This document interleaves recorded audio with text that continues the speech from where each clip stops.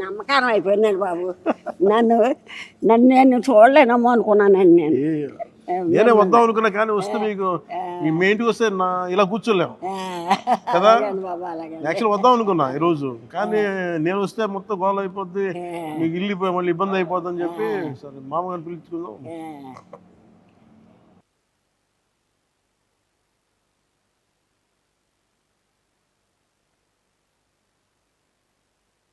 Sir మీకోసం ఇది check ఒకటి ఇస్తున్నా, ఇది మీరు బ్యాంకులో వేసుకోండి 50,000 రూపాయలు.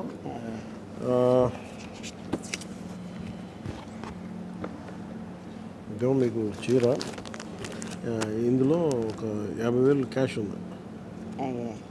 మీరు 20,000 ఇల్లు కట్టాలని ఏదైనా కట్టాలని అవసరం చేసి పెడతాను ఇంకా మీకు. ఇందులో పెట్టానా ఈ రెండు?